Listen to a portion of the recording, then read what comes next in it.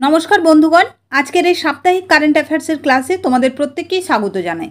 আজকের এই ক্লাসটিতে আমরা মার্চ মাসের শেষ সপ্তাহ অর্থাৎ 25শে মার্চ থেকে 31শে মার্চ পর্যন্ত গুরুত্বপূর্ণ কারেন্ট অ্যাফেয়ার্সের প্রশ্নগুলো নিয়ে আলোচনা করব।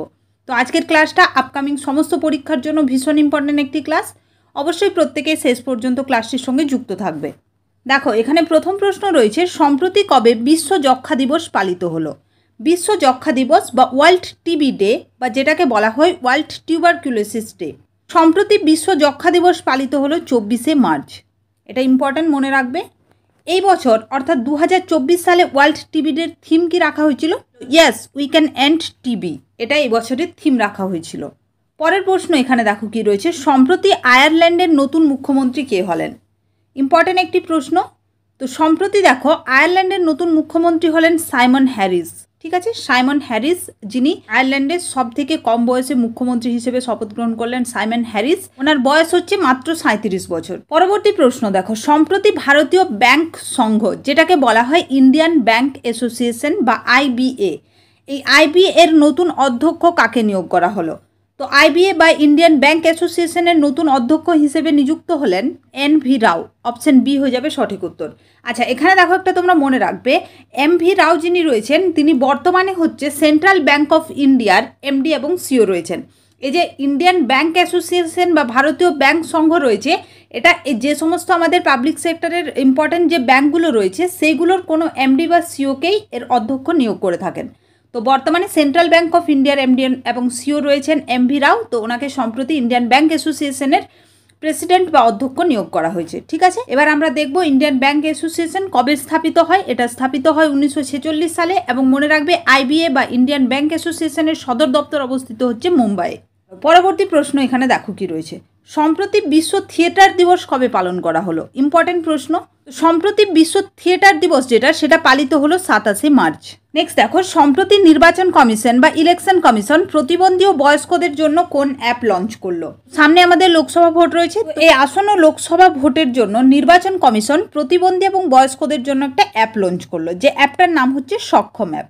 এই অ্যাপটার মাধ্যমে কি হবে দেখো, 85 বছরের ওপরে যে সমস্ত ব্যক্তিদের বয়স রয়েছে, এছাড়াও যারা হচ্ছে 40% বিকলাঙ্গ ব্যক্তি, তো ওনারা কি করবেন, এই অ্যাপটার মাধ্যমে বাড়িতে বসেই ভোটদান করতে পারবেন। ঠিক আছে, পরবর্তী প্রশ্ন কি রয়েছে দেখো, এখানে সম্প্রতি ইউপিএসসি এর নতুন নির্দেশক বা ডিরেক্টর কাকে নিয়োগ করা হলো? তো UPSC, union public service commission, ইউপিএসসির নতুন নির্দেশক বা ডিরেক্টর হিসেবে নিযুক্ত হলেন হানসা মিশ্রা। এটা ইম্পর্টেন্ট পরীক্ষার জন্য। এখানে দেখো আমি তোমাদের একটু বলে দিই, ইউপিএসসির চেয়ারম্যান কিন্তু মনোজ সোনি রয়েছেন। এটা নিয়ে একদম কনফিউজ হবে না, এটা পরীক্ষার জন্য ইম্পর্টেন্ট। ইউপিএসসির চেয়ারম্যান কে রয়েছেন? ইউপিএসসির চেয়ারম্যান রয়েছেন মনোজ সোনি, কিন্তু হানসা মিশ্রাকে নির্দেশক বা ডিরেক্টর হিসেবে নিয়োগ করা হলো ইউপিএসসির। এটা নিয়ে একদম কনফিউজ হবে না। ঠিক আছে, চেয়ারম্যান রয়েছেন মনোজ সোনি আর নির্দেশক বা ডিরেক্টর হলেন হানসা মিশ্রা।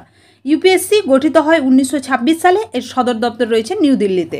পরবর্তী প্রশ্ন দেখো, সম্প্রতি আমাদের পশ্চিমবঙ্গ রাজ্যের নতুন ডিজিপি কাকে নিয়োগ করা হলো? ডিজিপি বা ডিরেক্টর জেনারেল অফ পুলিশ। তো আমাদের পশ্চিমবঙ্গের নতুন ডিজিপি নিয়োগ করা হয়েছে সঞ্জয় মুখার্জিকে। অপশন বি হয়ে যাবে সঠিক উত্তর। এটা আমাদের রাজ্য সরকারের যে সমস্ত পরীক্ষাগুলো রয়েছে পুলিশের পরীক্ষা, সেগুলোর জন্য ইম্পর্টেন্ট, খুব ভালো করে তোমরা মনে রাখবে। ঠিক আছে, ওয়েস্ট বেঙ্গল পুলিশের যে সমস্ত পরীক্ষা রয়েছে, তো পশ্চিমবঙ্গের নতুন জিডিপি নিয়োগ করা হয়েছে সঞ্জয় মুখার্জিকে। পরবর্তী প্রশ্ন দেখো, সম্প্রতি ব্যাংক অফ মহারাষ্ট্র এর নতুন এমডি এবং সিও কাকে নিয়োগ করা হলো? ব্যাংক অফ মহারাষ্ট্র হলো একটা পাবলিক সেক্টর ব্যাংক। আমি পড়িয়েছি সমস্ত যে পাবলিক সেক্টর এবং প্রাইভেট সেক্টর ব্যাংকগুলো রয়েছে, সেটার ক্লাস আমি করিয়েছি। টোটাল কতগুলো পাবলিক সেক্টর ব্যাংক রয়েছে? 12টা। তো তার মধ্যে একটা হচ্ছে ব্যাংক অফ মহারাষ্ট্র। তো এই ব্যাংক অফ মহারাষ্ট্রের এমডি এবং সিও নিযুক্ত করা হয়েছে কাকে দেখো? মৃদু সাক্সেনা। অপশন ডি হয়ে যাবে সঠিক উত্তর। এবার দেখো, ব্যাংক অফ মহারাষ্ট্র স্থাপিত হয় কত সালে? 1935 সালে। এবং ব্যাংক অফ মহারাষ্ট্রের সদর দপ্তর রয়েছে পুনেতে, মহারাষ্ট্রের পুনেতে। ঠিক আছে, চলো পরবর্তী প্রশ্ন দেখো, এখানে বিশ্বের প্রথম ওম আকৃতির মন্দিরের উদ্বোধন করা হলো কোন রাজ্যে? এখানে তোমরা ছবিটিতে দেখতে পাচ্ছ, এটা একটা ওম আকৃতির মন্দির, ভীষণ সুন্দর একটি মন্দির। আচ্ছা, এটার উদ্ঘাটন করা হলো কোন রাজ্যে? এটার উদ্ঘাটন করা হলো রাজস্থান রাজ্যে। ঠিক আছে, এখানে তোমরা দেখতে পাচ্ছ, এবং এটা ওম আকৃতির প্রথম মন্দির এবং এটা একটা বৃহৎ আকৃতির মন্দির, যেটা রাজস্থানে সম্প্রতি উদ্বোধন করা হলো। নেক্সট দেখো, ওমেন্স এশিয়া কাপ 2024 এর হোস্ট করবে কোন দেশ? এটা ইম্পর্টেন্ট প্রশ্ন। ওমেন এশিয়া কাপ 2024 এর হোস্ট করবে হচ্ছে শ্রীলঙ্কা। অপশন সি হয়ে যাবে সঠিক উত্তর। ভীষণ ইম্পর্টেন্ট প্রশ্ন, ভালো করে মনে রাখবে। পরবর্তী প্রশ্ন দেখো, এটা তো লেটেস্ট নিউজ, আইপিএল এর ইতিহাসে সর্বাধিক দলগত রান করার রেকর্ড করলো কোন দল? এটা ইম্পর্টেন্ট প্রশ্ন।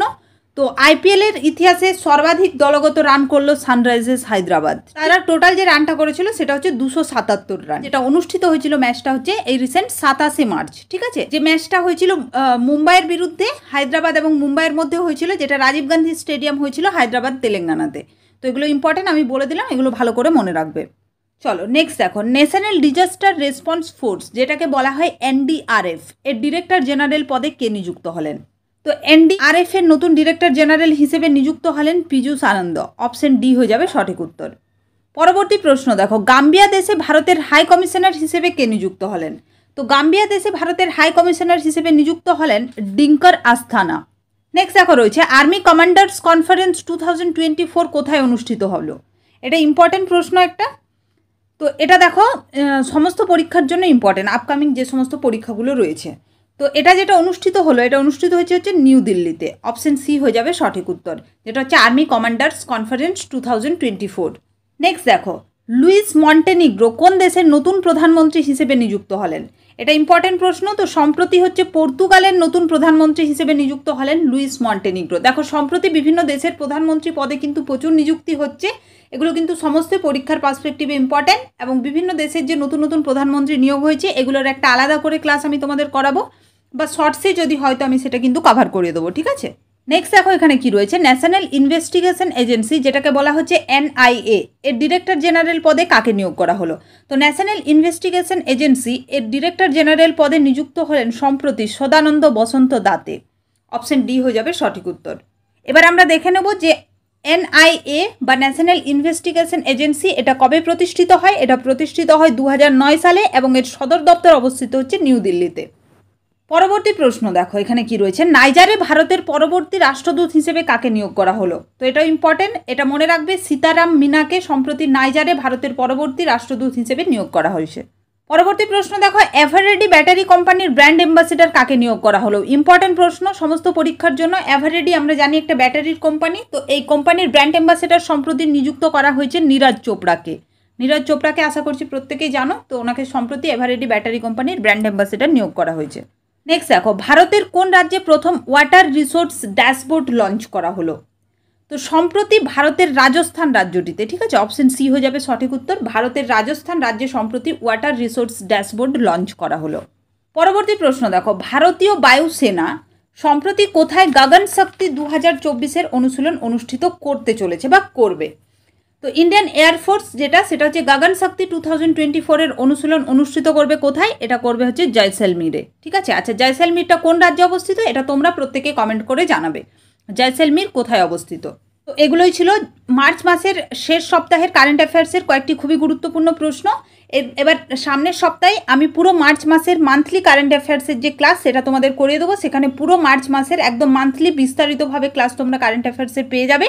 তো অবশ্যই প্রত্যেকেই চ্যানেলটির সঙ্গে যুক্ত থাকবে এবং প্রত্যেকটা ক্লাসের পিডিএফ আমাদের টেলিগ্রাম চ্যানেলে দেওয়া হয়। প্রত্যেকে অবশ্যই টেলিগ্রাম চ্যানেল থেকে পিডিএফগুলো কালেক্ট করবে এবং কারেন্ট অ্যাফেয়ার্সের যে ক্লাস রয়েছে মান্থলি কারেন্ট অ্যাফেয়ার্সেরও পিডিএফ সেখানে প্রোভাইড করা হবে। তো পুরো পিডিএফ সেখানে তোমরা পেয়ে যাবে। তো ক্লাসটির সঙ্গে শেষ পর্যন্ত যুক্ত থাকার জন্য তোমাদের প্রত্যেককে অসংখ্য ধন্যবাদ। খুব ভালোভাবে তোমরা পড়াশুনো করো এবং সমস্ত পরীক্ষার জন্য খুব ভালোভাবে প্রত্যেকেই প্রস্তুতি নাও।